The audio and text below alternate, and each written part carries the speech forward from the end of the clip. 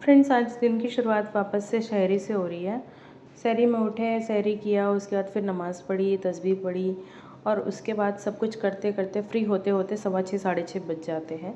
अब उसके बाद लगता है कि क्या ही सोएँ, क्योंकि 1 घंटे के बाद हॉस्पिटल जाना है, सो जाएँगे तो फिर उठ नहीं पाएँगे।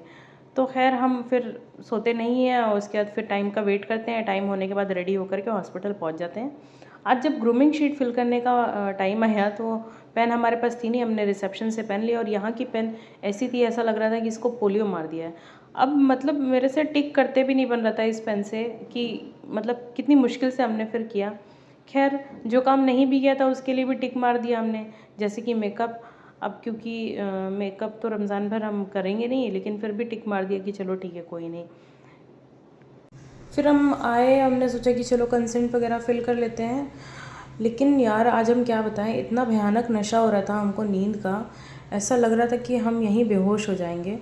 हमको लगता है दुनिया में सारे नशे एक तरफ और नींद का नशा एक तरफ। नींद वाले नशे से आदमी मतलब नहीं बच सकता है, बहुत ख़तरनाक नशा होता है। इधर उधर बैठ के अपना मूड चेंज करने की भी कोशिश की, लेकिन नींद कम होने का नाम नहीं ले रही थी। आज तो भाई हद से ज़्यादा नींद आ रही है।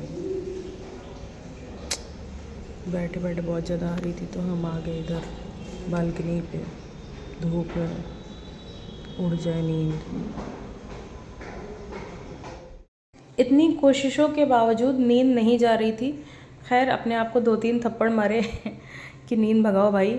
फिर देखा तब तक शिखा आ गई, तो फिर शिखा ऊपर आती है, फिर हम लोग बैठ करके बात करते हैं। तो जब शिखा आ जाती है तो फिर थोड़ा सा दिमाग डाइवर्ट हुआ, तो फिर नींद थोड़ी कम हुई।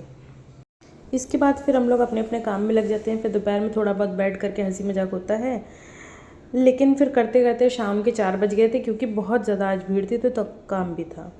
फिर हम निकल लेते हैं घर के लिए भैया, क्योंकि इफ़्तार के लिए हमें घर पहुंचना था। घर आते हैं, असर की नमाज़ घर पे ही पढ़ते हैं, फिर उसके बाद तैयारी वगैरह करते हैं इफ़्तार की। फिर बैठ जाते हैं हम लोग भी रोज़ा खोलने के लिए। बैठ कर के यहाँ पे दुआ कर रहे थे, फिर उसके बाद हम बैठते हैं, रोज़ा खोलते हैं। रोज़ा खोलने के बाद मतलब ऐसा लगता है कि जैसे बॉडी में जान ही नहीं है। हमें लगता है रोज़ा खोलने से पहले तक ठीक रहता है, उसके बाद फिर बेकार हो जाता है। खैर फिर चाय वाय पी के अपने आप को थोड़ा रिलैक्स करते हैं और इशा के बाद भी हम जल्दी से सो जाते हैं। मिलेंगे फिर नेक्स्ट व्लॉग में, तब तक के लिए बाय बाय, अल्लाह हाफ़िज़।